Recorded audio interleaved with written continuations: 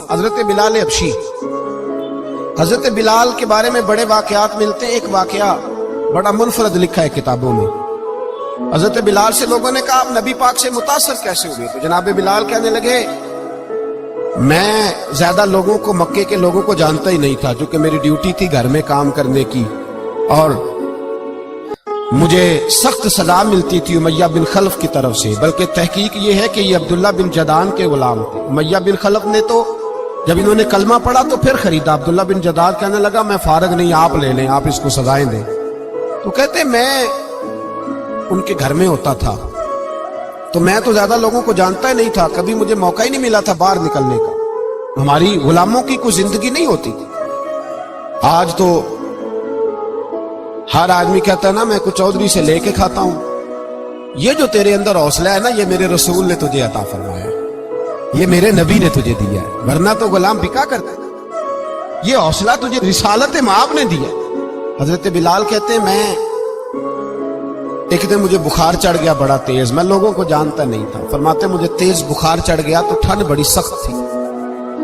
میرے مالک نے مجھے کئی کلو جوں دیے پیسنے کو چکی پہ۔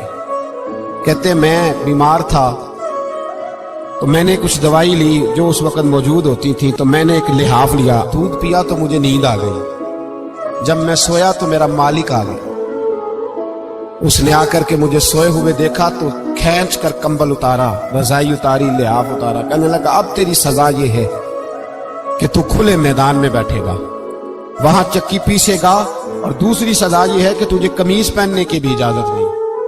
حضرت بلال کہتے ہیں تیز بخار، ٹھنڈ کا عالم، اور جب میں چکی پیس رہا تھا تو رو رہا تھا، اور میں پوچھ رہا تھا خدایا ہمارے نصیب، اللہ ہمارے مقدر ہے جرم ضعیفی کی سزا مرگ مفاجات۔ سیدنا بلال حبشی رضی اللہ تعالیٰ عنہ فرماتے ہیں میرے دروازے کے قریب سے رسول پاک گزرے اور مجھے ہائے ہائے کرتے دیکھا تو دستک دی۔ میں نے کہا کون ہے؟ دروازہ کھلے، آ جاؤ۔ محبوب اندر آئے تو پوچھنے لگے کیوں رو رہے ہو؟ میں نے کہا جاؤ اپنا کام کرو، یہاں دکھ سارے پوچھتے ہیں مداوع کوئی نہیں کرتا، یہاں تقریریں سارے کرتے ہیں، حقوق غریباں پر بات سارے کرتے ہیں، مداوع کوئی نہیں کرتا، جاؤ اپنا کام کرو۔ کہتے ہیں میں نے سخت جملے کہے معاذ اللہ، حضور چلے گئے، اور جب حضور جا رہے تھے تو میں کہہ رہا تھا بس جا رہے ہو نا، میں نے پہلے ہی کہا تھا جاؤ۔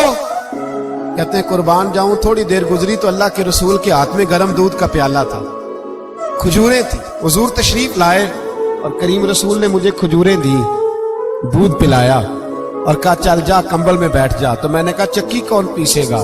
وہ تو بڑا مارے گا۔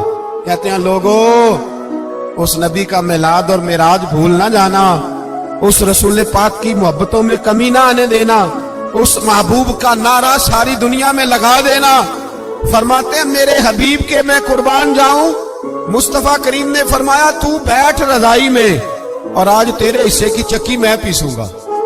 کہتے ہیں ساری رات حضور چکی پیستے رہے، ساری رات۔ سویرے میں اٹھا اور میرے حبیب پاک نے مجھے وہ سارا کچھ دیا اور خود چلے گئے۔ اگلی رات پھر آئی تو حضور پھر آ گئے، مجھے پھر رضائی میں لٹایا، دودھ پلایا اور ساری رات چکی پیسی۔